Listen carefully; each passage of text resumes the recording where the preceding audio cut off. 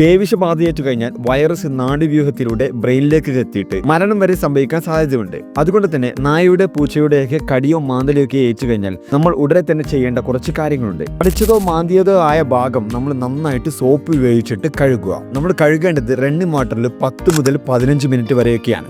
ഇങ്ങനെ നമ്മൾ കഴുകുമ്പോൾ ഒരു 50% വൈറസ് നമ്മുടെ മുറിവിൽ നിന്നൊക്കെ പോകുമെന്നാണ് പറയുന്നത്. അതിനുശേഷം നമ്മൾ ഹോസ്പിറ്റലിൽ പോയിട്ട് വാക്സിനും ഇമ്മ്യൂണോഗ്ലോബുലിനും ഒക്കെ എടുക്കുക. റാബീസിനുള്ള വാക്സിന് 4 ഡോസാണ് സാധാരണ എടുക്കാറ്. 0, 3, 7, 28 എന്ന ദിവസങ്ങളിലായിട്ട് നമ്മൾ വാക്സിൻ എടുക്കാറ്. ആദ്യത്തെ ഡോസ് എടുക്കുന്ന ദിവസം 0 ആയിട്ട് എടുക്കുകയാണെങ്കിൽ 3-ാമത്തെ ദിവസം കഴിഞ്ഞിട്ട് 3ൽ നമ്മൾ 2ാമത്തെ ഡോസ് എടുക്കുന്നു. അതുപോലെ തന്നെ 7ാമത്തെയും 28ാമത്തെയും ദിവസങ്ങളിൽ നമ്മൾ 3ഉം 4ഉം ഡോസ് എടുക്കുന്നു. ഇങ്ങനെ 4 ഡോസുകളായിട്ട് ഇൻട്രാഡെർമലായിട്ടാണ് നമ്മൾ വാക്സിൻ എടുക്കാറ്. 5 ഡോസുള്ള ഇൻട്രാമസ്കുലർ വാക്സിനും നമ്മൾ എടുക്കാറുണ്ട്. നല്ല ഡീപ്പായിട്ടുള്ളതോ സ്പ്രെഡിങ്ങിന് ചാൻസ് കൂടുതലുള്ള മുറിവൊക്കെയാണ് എന്നുണ്ടെങ്കിൽ നമ്മൾ ഇമ്മ്യൂണോഗ്ലോബുലിന് കൂടെ എടുക്കും. മറ്റൊരു സംശയമാണ് എല്ലാ കേസിലും നമ്മൾ വാക്സിൻ എടുക്കേണ്ടതുണ്ടോ എന്നുള്ളത്. നായയോ പൂച്ചയൊക്കെ നക്കിയിട്ടോ അല്ലെങ്കിൽ നായയുടെ പൂച്ചയുടെയൊക്കെ ഉമിനീര് നമ്മുടെ ശരീരത്തിലേക്ക് ആവുകയാണെങ്കിൽ നമ്മൾ സോപ്പിട്ടൊക്കെ നന്നായിട്ട് കഴുകിയാൽ മതിയാവും. ഇതാണ് കാറ്റഗറി 1. എന്നാൽ പൂച്ചയോ നായയോ ഒക്കെ മാന്തിയിട്ട് ശരീരത്തിൽ ചെറിയ മുറിവുകളൊക്കെ ഉണ്ടാവുകയാണ് എന്നുണ്ടെങ്കിൽ നമ്മൾ സോപ്പിട്ട് കഴുകിയതിന് ശേഷം വാക്സിൻ എടുക്കേണ്ടതുണ്ട്. ഇനി നായ കടിച്ച് ഡീപ്പ് വൂണ്ട് ഉണ്ടാവുകയോ